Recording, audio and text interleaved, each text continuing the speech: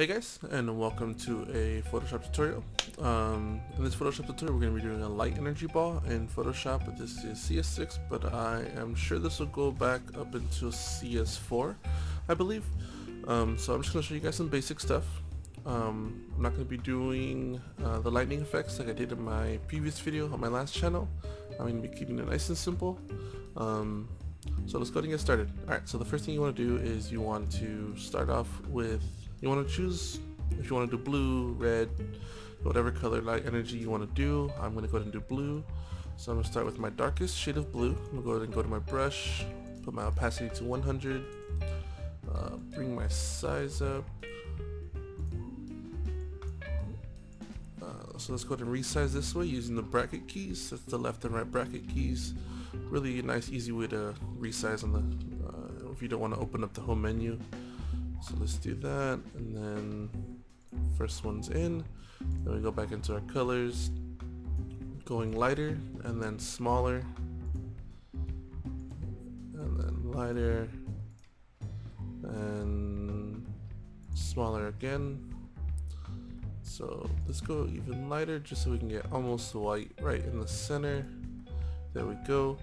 And then the next thing we're going to do is we're going to get our smudge tool, not the sharpen tool, and then go to 46% strength, anywhere between 46 to 55. 55 kind of gives this weird effect with the white when you smudge it too far, so I like to put it a little bit down on the on the lesser side. So I'm going to 46. Size just depends on the size of your image. Hardness at 0% so we don't get those hard lines when we smudge. We start smudging, kind of doing a flame effect, give this little effect like it's coming off the energy. So don't be afraid to kind of smudge a lot, but also keep an eye on smudging too much, and don't just smudge in random directions, because then you'll get this, you'll get a weird looking thing that doesn't look anything like you want it to. I like to cross like this and then smudge these things, and you get these like little, you get like more particles, I want to say, I guess you could say, but it definitely adds to it. So let's go ahead and keep doing this. So we have a little problem area here. You can take care of that with a little bit of the masking layer in a bit. Okay, so let's bring this out just a bit more. Okay, so now what we're going to want to do is you're going to want to make a masking layer, and then go to selector masking layer, make sure you're in black, and then go to your brush, just lower down opacity, and let's go even lower than that. And we can just start slowly just taking this problem area away. There we go, and then just go ahead and keep smudging this.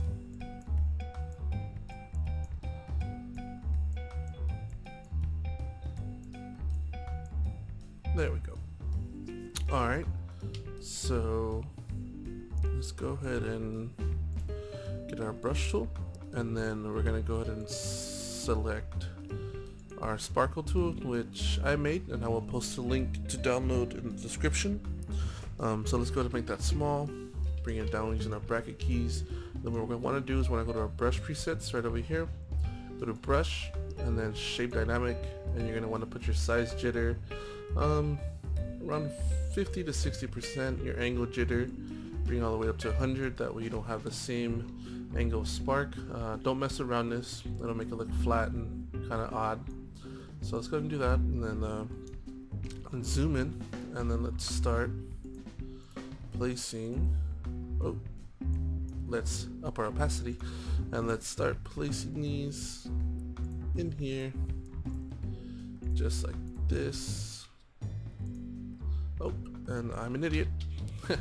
Before we do anything like that, let's go to undo all of that, make a new layer, so that way we don't have to worry about erasing things under this layer. So let's go with a little bit more blue so we get some blue inside our sparkles. Let's bring it down just a bit. let's start adding these around here,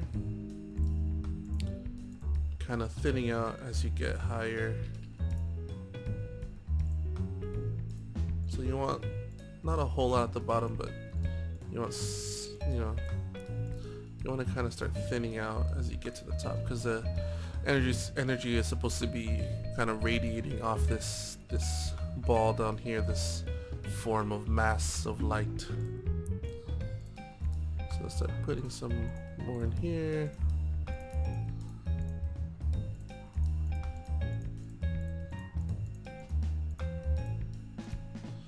Alright, and let's go on our erasing tool and let's take these ones out just because they don't really fit too well, and let's put some other ones right in here. Alright, there we go. And actually let's go ahead and take that one out and that one too, and let's make this a little bit smaller.